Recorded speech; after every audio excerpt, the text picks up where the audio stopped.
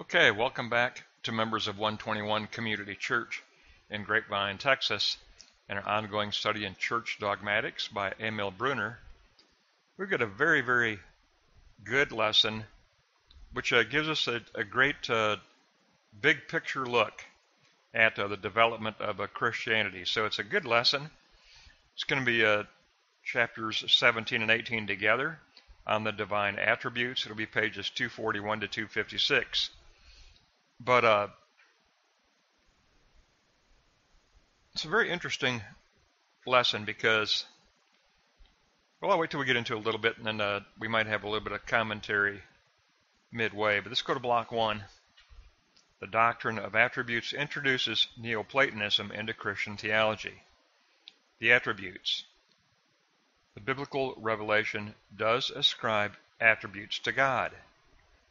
But there's also the notion of the pure idea of God, because do not these attributes as concepts come from the finite realm, from finitude?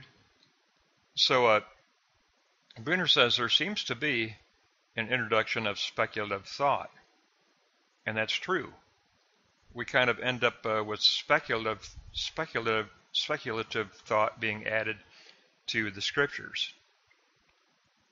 So he says we're looking at the dialectic of the pure idea and the God with attributes.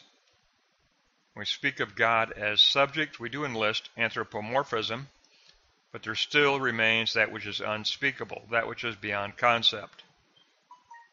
There is a clear distinction between revelatory witness and speculative thought. There is a clear distinction. The dialectic of speculative thought and revelatory witness. Speculative thought has always been the result of Neo-Platonic thought, the Hellenization of Christian thought, introduced through a doctrine of the divine attributes. But there were some church fathers who fought against it, like Irenaeus and Athanasius. So we have a dialectic of Neoplatonism with the biblical witness.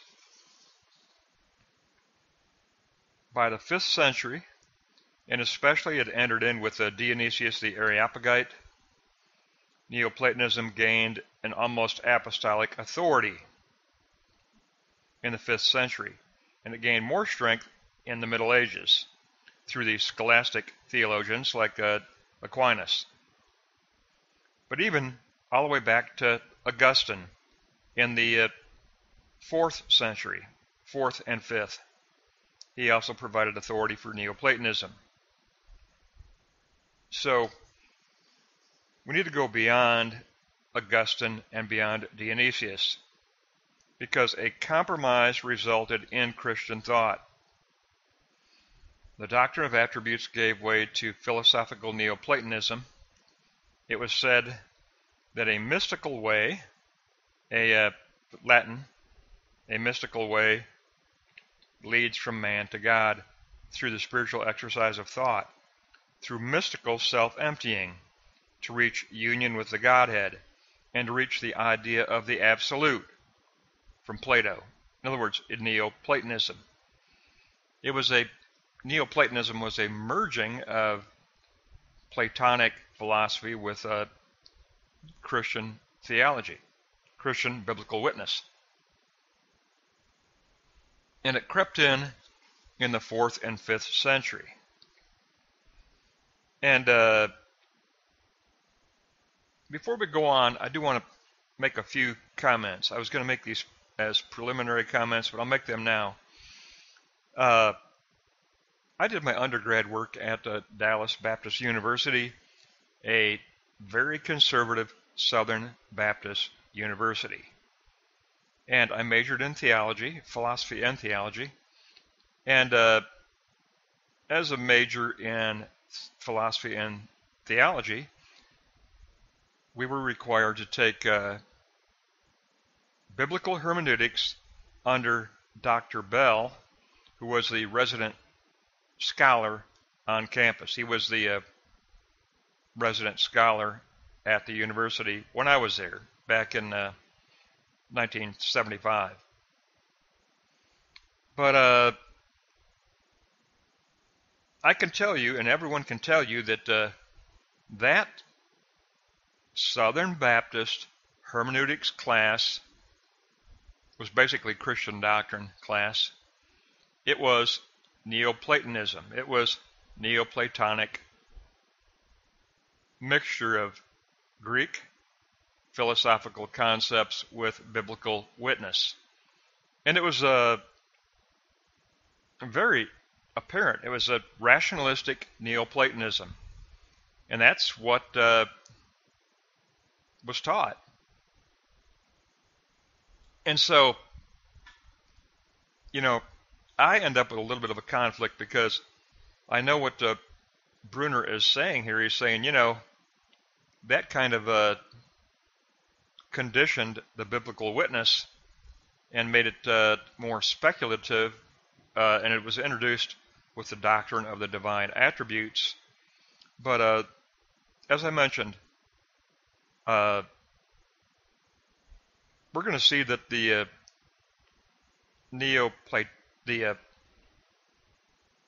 goal of neo-orthodoxy is to clean up and to refine the doctrine of the attributes. And that's what we're going to get in this lesson, because block 3 we're going to get the revised version after filtering through the refinery of Neoplatonism. But what Brunner did, Jürgen Moltmann also did.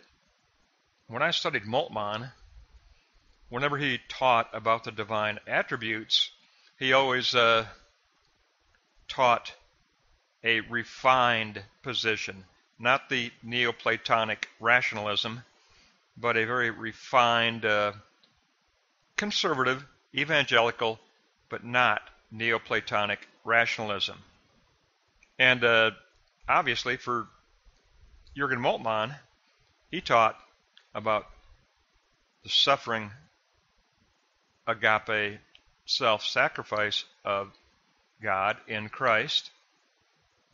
So God wasn't simply omnipotent, all-powerful. God was self-sacrificing and purposely weak, with a purpose of entering into servitude. And so the traditional Neoplatonic attributes needed to be refined, and that's what Moltmann did, and that's what Brunner's going to do here as well. So that's just a pause, but we're going to move on to block 2 now. But just remember that this is not something that happened back in the 5th century and then went away. It has continued ever since, and even in Southern Baptist universities, you get a mixture of speculative Greek philosophy mixed with biblical witness. You get what I got in the 1970s at Dallas Baptist University was, and so did everybody else, we got a Christian doctrine class, a hermeneutics class, that was rational Neoplatonism, a Neoplatonic view of the divine attributes. Now, block 2, Brunner says, what should we negate and what should we affirm? What should we negate? We should negate the rationalistic way of Neoplatonism, and also a literalistic biblicism as a procedure, both. Instead, we must reflect upon revelation. We must reflect upon revelation and be humble enough to admit that we cannot define God in himself. God in himself remains a mystery. What should we affirm? Reflection upon the biblical revelation, that God is wholly other. There you go, that's Neoplatonism. That's a Neo-Orthodoxy, that God is wholly other. He is holy, he is sovereign, he is free, he is self-sufficient. But what about God in relation to creation? What about God in relation to creation? So we should negate the Roman Latin concept of omnipotentia, Latin for omnipotence, posited by Neoplatonism.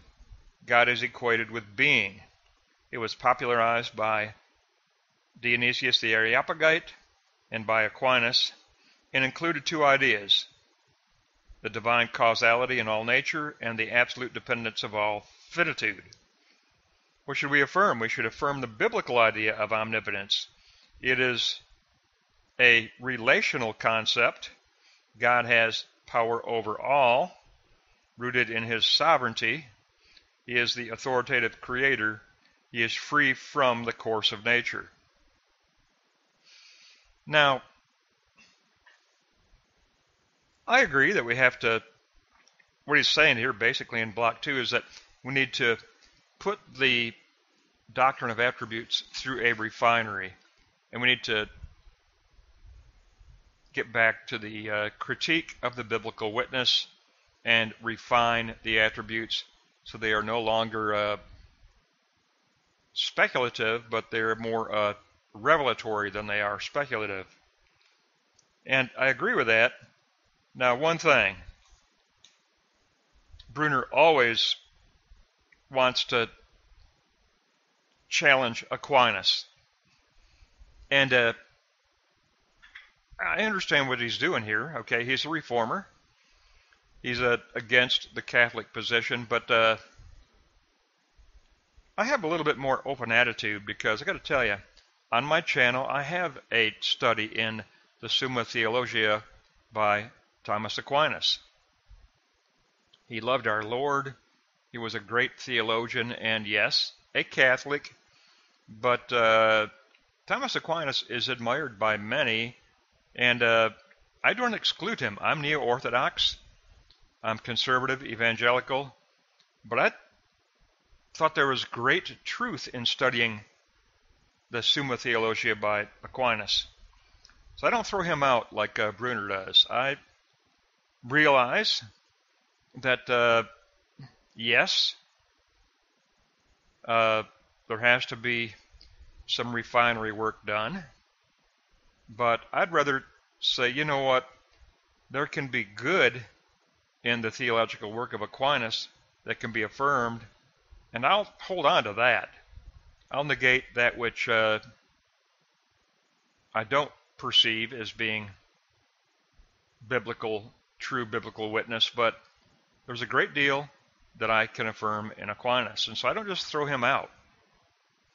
But I do agree that basically Block 1 gave us the problem. Block 2 tells us we need to put the doctrine of attributes through a refinery and clean up and fine-tune the doctrine of attributes. And it's not just the Catholics, folks, that are guilty here. The Southern Baptist Convention, Dallas Baptist University, the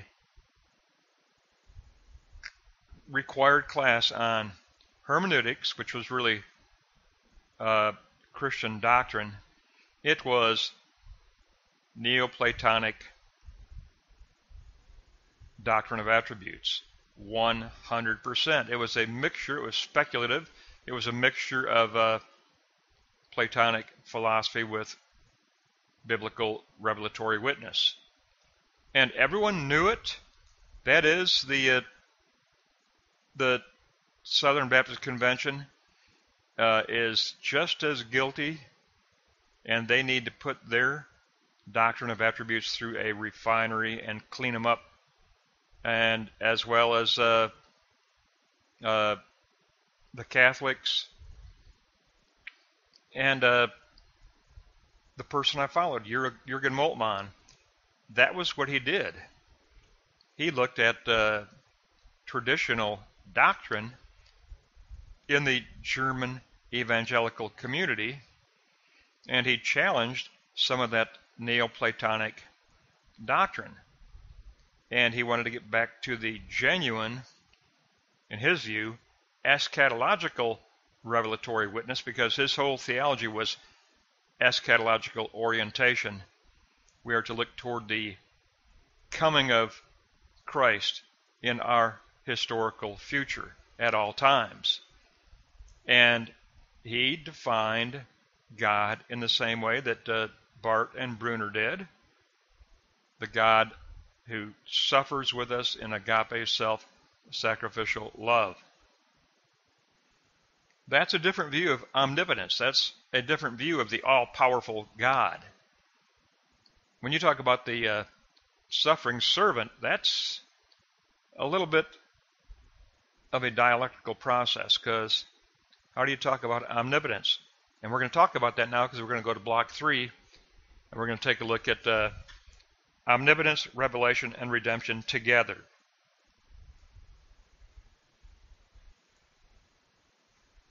Okay. God is omnipotent. He makes himself known in his revelation, but he sustains the independence of the self. He is the loving, self-limiting God of agape. He limits himself because he creates a self, and he sustains the independence of the self. God is revelatory as agape. The freedom of the self springs from the love of God, a revealed self-imposed limitation, while remaining creator, while remaining authoritative. God is Pantocrator and redemptive, Revelation 1:8. Okay, let's take a look at that. God is revelatory as agape. Again, freedom of the self springs from the love of God, a revealed self-imposed limitation. But God still remains creator, God still remains authoritative. So, agape is a self-imposed limitation. Self-sacrificial love, that's a limitation. And that's the very nature of God. So that qualifies omnipotent, all-powerful. Now here's where it comes together. 3:3, God is Pantocrator and redemptive. Revelation 1:8, Pantocrator means God is almighty. It speaks of the power of his redemptive freedom. His omnipotence is always connected with revealed redemption. I love that statement by Brunner. His omnipotence is always connected with revealed redemption.